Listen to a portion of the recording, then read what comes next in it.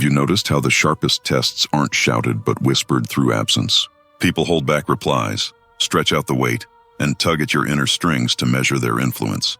They want you to chase, flare, and over-explain. The instant you snap, they confirm their leverage. Every unguarded outburst gifts someone a blueprint to your mind. That's the current arena. Rule by stirring feelings. No one needs to break your bones when turning your emotions is easier. Rage becomes their scoreboard. Guilt becomes their leash. Sadness becomes their steering wheel. A Florentine strategist warned long ago, whoever directs your feelings directs your path. The world rarely crushes with force. It leans with pressure. That's why steady people win. Those who don't twitch, don't justify, don't plead, make rooms nervous. Stillness unsettles. Quiet scrambles opponents. Self-restraint becomes authority. A truth explored when you subscribe to dark psychology decoded to grasp the art of control and detachment. To be emotionally dangerous is to be unreadable. You can hurt and still smile. You can absorb an insult and remain still. You can be doubted and walk forward with certainty. You don't need noise or proof. Your silence announces you. You become the thunder people sense but never see arriving. Most of us ache to be loved, understood, and included. Oddly, when you stop lunging for those things, you gain something stronger: control. If no one can puppeteer your feelings, no one can pilot your life. That's the crux of emotional danger. Calm, opaque, impossible to program. Reach that altitude and you stop being a marionette in another person's theater. If you're prepared to govern your inner weather instead of being governed by it, keep going. This lens will change how you read every exchange in your day. Plant an anchor as you proceed and type this somewhere you'll see it. My center cannot be moved. Let it be a quiet oath, not a loud performance.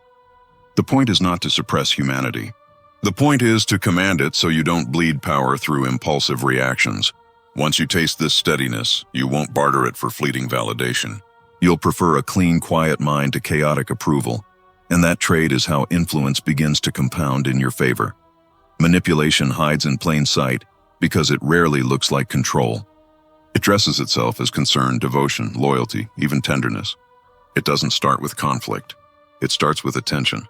Someone studies your tells, what softens you, what angers you, what wins a quick yes. They harvest your emotional data and store it like ammunition. Then they deploy it.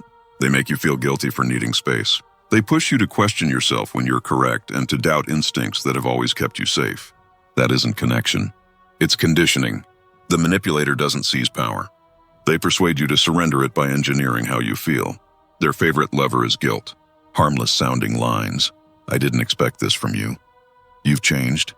Aren't observations. They're snares meant to shrink your stance. Remember, your anger is forecastable, but your composure is a fog. When you stay steady, you stop being steerable. Skilled controllers mix fear with reward, fear of losing them, hope of earning their praise. So they steer both your heart and your habits without ever raising their voice. Pay attention to the weight you carry after certain conversations. If you leave drained instead of understood, that's not coincidence. It's an extraction. Manipulators feed on your surges of emotion. Stop supplying reactions and watch the scramble begin. They'll label you cold or unfeeling, but that's only the protest of someone losing access to your inner switches. Silence becomes a mirror, and they despise the reflection. Expect escalations, staged vulnerability, victim stories, sweeping promises. It's bait to reacquire your attention and rebuild dependency. Cutting the cord begins with naming the pattern. Once you can label the moves, the rope slips from your wrists. You start seeing through performances, guilt scripts, and the weaponized quiet of the silent treatment. When you recognize the wiring, the device goes dead. This is not cynicism. It's clarity. And clarity restores choice. You no longer sit in the audience. You control the stage lights, shift from whirl to watch. Let their drama echo harmlessly against your stillness. Allow them to perform while you observe from a grounded place. The moment you stop being emotionally available for manipulation, you stop being eligible prey. Detachment isn't apathy. It's intelligent care. It means you understand that access to your feelings comes at a cost. Not everyone should reach that vault. Some only seek proximity to weaponize what they find. Guard your emotional capital like savings. Spend where there is respect, never where there is control. Controllers cannot survive without your reaction. Starve the game by refusing to play. When someone tries to load you with guilt or poke for a flare-up, treat it as a test of your training. Pass by staying even. Leave without a grand speech. Command your interior and the exterior follows. If you like anchors in moments of pressure, write this: I see manipulation the instant it appears. Let it cue a pause before any reply. Here is a hard rule of power. Ungoverned emotion is the easiest handle others can grab. Feeling deeply is part of being alive. Letting feelings drive the car is how you crash. Love, anger, fear, and empathy are not threats by themselves. Your surrender to them is the danger. Every impulsive move and mood-driven choice hands the wheel to someone else. Life rewards control, not catharsis. People judge by appearances more than reality. Many look, few discern. In simple terms, the emotions you display become tools for others long before they understand your intent. Your visible grief, giddy excitement, or fierce outrage forms a roadmap others can use to predict and push you. That map is valuable intelligence. Make it blank. Or better yet, make it misleading by defaulting to calm. What you don't show cannot be cataloged. What cannot be cataloged cannot be gamed. Privacy here is not secrecy. It is strategy. Snap back at a jab and you reveal the exact button to press later. Chase approval and you announce where to hook you. Wear your infatuation on your sleeve and you show the strings. Radical emotional exposure masquerades as honesty when it is often just unsecured access. The strongest person in the room is rarely the loudest talker or the most animated presence. It is the one whose actions are not controlled by passing weather inside their chest. Reaction is surrender. Restraint is sovereignty. If forced to choose, it is sometimes safer to be respected than adored. That does not license cruelty or invite coldness. It simply underlines this: attachment without boundaries and feeling without discipline will be harvested by anyone opportunistic enough to do so. Your task is to put rails on passion, not to remove the track. The world won't manage your brakes for you. You must fit them yourself. Measure your anger. Investigate your fear. Rein in your appetites. Unmanaged, these forces eat your schedule, corrode your choices, and turn you into routine. Once your triggers become predictable, others can write your script for you. Durable leaders and survivors across eras trained poise like a martial art. They could smile while burning inside, stay quiet when insulted, and make moves from a clear plan instead of a hot pulse. You can do the same. Love without needing. Seethe without exploding. Feel fear without freezing. That balance is the signature of dangerous calm. It is not the absence of feeling. It is the presence of discipline. Every uncalculated reply opens a door. The world is not queued up to reward your goodness. It is waiting for unguarded moments to push its agenda. Do not become easy to read. Let your baseline be steady, your tempo slow, and your choices boring to those who trade in chaos. Show an obvious crack and opportunists will step through. They will flip your empathy into duty, your hope into leverage, your patience into permanent delay. The inner battlefield belongs to the composed. Their quiet cuts. Their stillness makes others hesitate. Their unreadable face serves as a shield no tactic can pierce. They feel as richly as anyone, but they act unlike everyone. They detect manipulation early and remain untouched. This mastery isn't gifted. It's forged by daily vigilance. Each day someone will probe your boundary, bait your temper, or crowd your time. Let discipline be your sword, detachment your shield, and awareness your armor. Practice makes instinct. When your default becomes pause, you win before the game starts. Victory here is not dramatic. It is a long string of small moments where you choose response over reflex. That is how power accumulates, quietly, almost invisibly, and then all at once. Relinquish a fraction of composure, and you give away a fraction of power. Power, once handed over, rarely returns in full. The brutal arithmetic holds. Emotion off its leash invites domination. The more you let your feelings dictate conduct, the easier you are to forecast, steer, and exploit. The way out is purpose. Act with intention, not impulse. Count to 10. Breathe once more than feels natural. And answer only when your words serve your strategy. Keep your inner state off public display. That is the path of the dangerous calm, the craft of real control. If you like compact commitments, write this: my emotions work for me. Keep it on your lock screen or a sticky note. Let it remind you that feelings are messengers, not monarchs. You hear them, you weigh them, and then you decide. That sequence protects your future from your moods. Being emotionally dangerous doesn't mean hardening into ice or becoming cruel. It means your emotions no longer run the show, and no one else can brandish them against you. Every feeling, care, fury, grief, craving, dread, arrives, is measured, and is placed under command. Most people let their moods rampage like untrained horses, leaving ruts in their days. That chaos makes them predictable and easy to herd. When you choose danger in the disciplined sense, your inner ground becomes a fortress. You can feel deeply and show no fracture. You can care without neediness. You can burn without spectacle. The moment someone sees what rattles you, they gain leverage. The moment they witness your wobble, they gain height. So you learn to close the windows. You don't hide because you're scared. You protect because you're wise. You hold your counsel, not to punish, but to preserve your sovereignty. That is not cold. That is clean. Think of emotional danger as turning feelings into quiet tools. A certain Renaissance observer noted that people are quick to trust appearances, slow to act, and easy to mislead.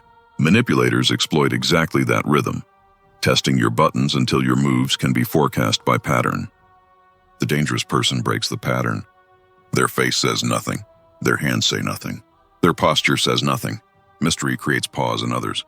It forces hesitancy, second-guessing, recalculation. Also, the emotionally dangerous refuse minnows of provocation. They see the bait and keep still. They drop the need for applause, validation, or belonging on demand. The world does not tip for sensitivity. It tips for self-command. Steadiness is armor. Restraint is leverage. Silence is dominion. Not the brittle silence of fear, but the deliberate hush of someone who chooses where to spend words and when to deploy attention. Silence used well is a strategy, not a sulk. Anticipation is part of mastery. You study the tells around you. Tight jaws, clipped phrases, shifting tones, and prepare your mind before the swing comes. You don't lash out.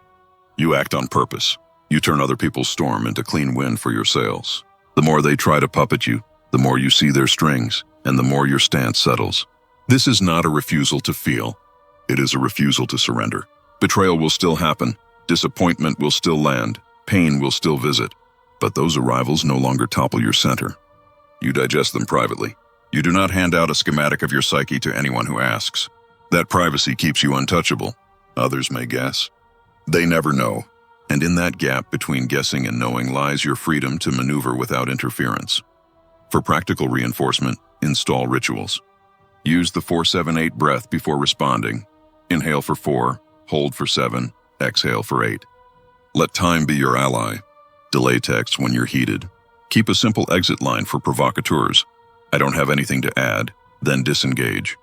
Adopt a no-defense policy with bad faith critics. I appreciate the perspective, and move on. Journal triggers weekly and price access to your time and attention. Practice the gray rock method with chronic agitators. Neutral tone, low detail, no hooks. Train your face to neutral and your voice to low. Script boundaries. I'm not available for that. That doesn't work for me. We can revisit later. Build a tight circle where respect is the ticket. Repeat daily. I choose response over reaction. Then demonstrate it when it counts. That is how you become the storm felt but never forecast. The calm that disorganizes games. The presence that cannot be steered. Their very presence draws focus without a single demand for it. Because quiet authority vibrates through the room when someone refuses to be pulled by emotional undertow. Their wordlessness unsettles the impatient. Their composure chills heated exchanges, and their steady rhythm dissolves uproar like salt in water. Every stride is intentional. Each sentence carries purpose, and even the smallest response is chosen, not spilled. Imagine a tempest confined inside flesh and bone, intense, contained, and beyond reach. That is the heart of emotional danger. Not a scoreboard of who wounded you or who failed you, but a disciplined choice about response, meaning you decide how to feel, when to feel, and whether your inner climate is yours alone. Being emotionally formidable means self-rule while the outside world flails. If you like anchors, write this and revisit it when you're tested. I pilot my inner weather. Treat it as a quiet vow, not a performance, because a vow binds you to your standard when instincts beg you to break it. Emotional control is not numbness or pretense. It is the craft of converting reflex into deliberate motion that protects your clarity and expands your freedom. You are not trying to silence feeling, but to put feeling in service of your aim, turning turbulence into a plan and urges into choices. The first discipline is the pause before reply. Because every instant you resist the hook, you take back leverage. Agitators and opportunists harvest the data inside your quick reactions, so they poke, wait, and study. The moment you snap, they record your needs, fears, and soft spots. Pausing is not hesitating. It is disarming the other party while you regain altitude. Use the pause to scan the terrain. What is actually happening? What is the pattern and where is the exit? If you need a simple practice, breathe in, hold, breathe out. Then choose whether speaking serves you or merely releases pressure that will cost you later. The second discipline is to trade impulse for strategy.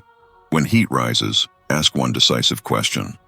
What is the most useful move right now? Usefulness cuts through smoke. It moves you from instinct to calculation so you see the scene as it is, not as your mood paints it. Strategy channels emotion into power and power into clean action. The third discipline is trigger training. Everyone has buttons that, when pushed, ignite a blaze. List yours and watch them without shame or story. Once you can name what destabilizes you, you stop playing defense because preparation makes you fireproof. This is not indifference, it is readiness. You learn to delay, redirect, or ignore the pull without losing respect for your feelings. Readiness makes you hard to shepherd because people cannot herd what does not bolt. Train in low-stakes situations until the pause is a habit and the question about usefulness appears automatically. The fourth discipline is control over face, body, and tone. Emotion leaks through small signals. A micro smirk, a tightened jaw, a shallow breath. Eyes tell on curiosity. Lips betray irritation. Posture broadcasts strain. Sovereignty over these channels is sovereignty over interpretation. If others cannot read your interior, they cannot script your behavior. Stillness, measured breath, and relaxed features communicate weight more than speech. The fifth discipline is saying less than is tempting. Language is ammunition in every negotiation, and stray words get recycled against you. The less you expose, the less can be twisted. Speak precisely when needed, for a purpose. Let silence hold the floor when talk would dilute your stance. Silence is not a vacuum, but gravity. It pulls attention, unsettles chaos, and gives you the space where no one can touch you. Make brevity your edge and presence your argument. Treat emotional control as a daily practice, not a medal. People will prod for guilt, bait for outrage, and sniff for seams. Discipline is not a single heroic moment. It is a series of unglamorous choices where you deny your impulse the driver's seat. Detachment is not coldness, it is seeing without surrender.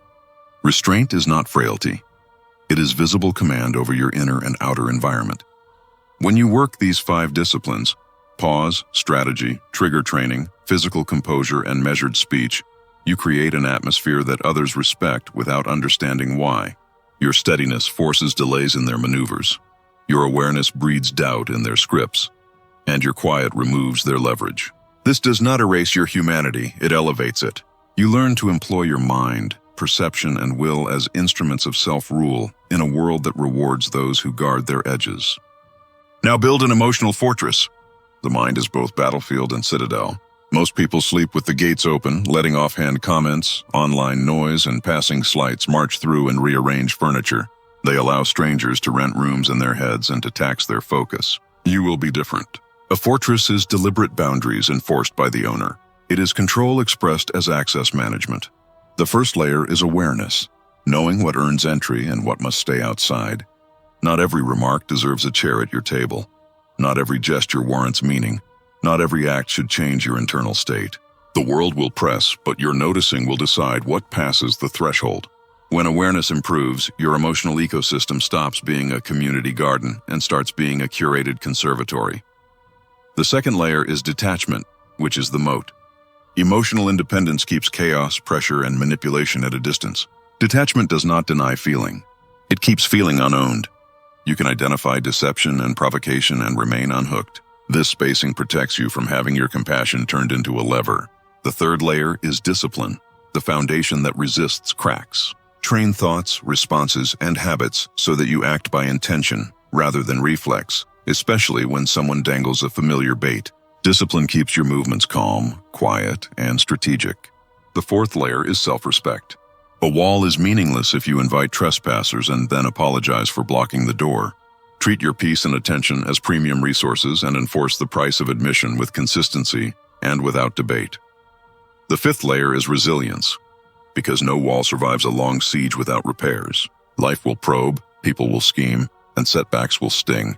Resilience turns discomfort into training, betrayal into data, and pressure into strength.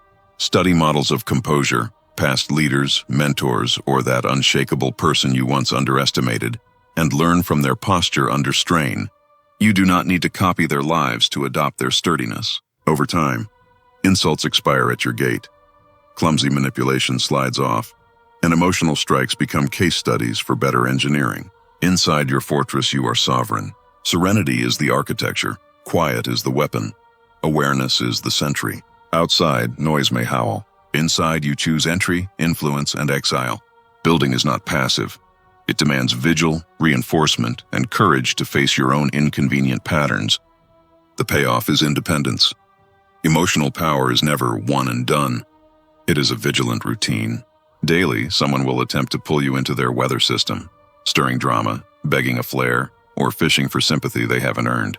Your task is to keep the keys and deny unauthorized access, no matter how subtle the tug. The first rule is observation.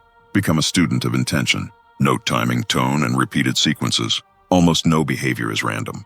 Every silence, every half-joke, every side-eye has a function. Seeing the function turns manipulation into information. The second rule is restraint. Delay the urge to argue, explain, or defend. Each reaction withheld empties the adversary's tank and preserves your jurisdiction over yourself. The world expects emotional scripts. Refusing to play flips the stage lights and leaves their lines sounding strange. The third rule is detachment in action. Live from an inner base that is not up for negotiation. No one outside you gets to decide your mood, your focus, or your priority list. Detachment lets you feel without obeying. Notice without getting trapped and engage without being possessed. The fourth rule is discipline on repeat. Triggers, fatigue, and provocations will keep visiting. Let each visit be practice in mastery. Repetition builds a default of poise. The more consistent your self-command, the harder you are to read, steer, or topple. The fifth rule is reinforcement. Every day is an audit. What cracked, what held, what needs a better brace. Refine your unreadability, reset your baselines, and tighten your boundaries. One sloppy lapse can burn months of training. There is a rare satisfaction in staying unhooked when someone tries to play you. You didn't need revenge because distance did the job. Consistency builds a reputation you won't have to advertise. Your tone, gait, and gaze tell the room that you are not a target. Often, that's enough to discourage games before they start. Remember that the richest power lives inside. It is the capacity to digest disappointment without corrosion, metabolize betrayal without collapse, and experience provocation without rash moves. You don't need to showcase this strength. It is invisible yet unmistakable. People will sense it in your projection, pacing, and choices. They hesitate because uncertainty unnerves manipulators. The apex of power is not control over others, but governance of self. Your reactions, your attention, and your inner climate are non-negotiable. Nothing and no one gets to move them without your consent. This authority asks for no applause and invites no quarrel. It simply exists. Maintain it each day, and you become the person chaos cannot recruit. If you have practiced the pause, chosen strategy over impulse, mapped your triggers, kept your body language neutral, and spoken precisely only when needed. If you have raised your fortress with awareness, detachment, discipline, self-respect, and resilience, if you reinforce your power daily, then you are no pawn. You write the rules that govern access to your interior. Your emotions are employed, not exposed. Your choices are authored, not coerced. Your mind is your dominion and you do not lease it. Those who once tested you will notice a shift. They will feel your calm as a pressure they cannot answer. They will rethink their tactics because intimidation often arrives as quiet certainty. You have nothing to prove. You do not shout, overshare, or justify. Your interactions become silent demonstrations of command. The less others know about your reflexes, the more leverage you hold. Emotional danger is subtle, unseen, and relentless, a hush that people feel but cannot map. Do not confuse maintenance with paranoia. Maintenance is intention applied over time. Tests will come, some loud, some disguised as care. Your control is a practice, a steady contest with impulse, craving, and distraction. The rewards are freedom from agitation, earned respect, and mastery over your lane. You become untouchable, not by subjugating others in public, but by refusing any surrender in private. This is the path of the calm and unreadable, the ones who cannot be forecasted by buttons or bait. If you like simple anchors, carry this. I move with quiet strength. Let it remind you that you are not abandoning feeling. You are assigning it a role. Treat each encounter as a chance to test your system. Exit on your timetable. Speak less than your pride requests. And when pressure rises, remember that restraint is not loss. It is the win most people never train for. Revisit the core affirmations in fresh language so they keep breathing. Your vow for self-command. I pilot my inner weather. Your promise on action. I move with quiet strength. Your claim over your mental territory. My mind cannot be breached. Your refusal to be steered. No one governs me. Write them where you decide, journal margin, lock screen, or a card in your wallet. These are not charms. They are cues that call up trained behavior. When tension spikes, repeat one under your breath and then do the small disciplined thing. Pause, scan, choose usefulness, and speak with intent or not at all. Let these lines be waypoints that return you to your standard so you stop negotiating with your worst impulses in the moment they are loudest. Add practical rituals to cement the mindset. Use the rule of 3 breaths before every tough reply. Draft responses and step away before sending. Keep 3 exits for hostile conversations. I'm not available for that. I have nothing to add. We can revisit later. Practice the gray rock approach with habitual provocateurs, neutral tone, minimal detail, short answers. Track your triggers weekly and design a single counter behavior for each. Curate your circle, so respect is the price of entry. Schedule quiet windows where no one can reach you. Treat sleep, hydration, movement, and solitude as tactical fuels. Strong emotional control starts in a steady nervous system, not in a clenched jaw. The more you take care of the body, the easier it is to hold the mind. The more you repeat small wins, the less you leak power. In the end, being emotionally dangerous means you turn feeling into mastery. You sense the pull, but you decide the step. You hear the insult, yet give it no steering wheel. You witness bait and refuse to bite. You remain soft where it serves and hard where it protects. You inhabit a posture that unsettles manipulators because it removes their favorite tool, your uncontrolled reaction. Carry this knowledge everywhere. Apply it consistently. Treat your reactions as the only doorway others can use to enter your life and guard that doorway with patience and precision. Your emotions are your staff, not your sovereign. Your mind is your territory and trespasses by invitation only. When you live like this, you become the storm everyone feels but never sees arriving, and you walk lightly through noise that used to swallow you whole.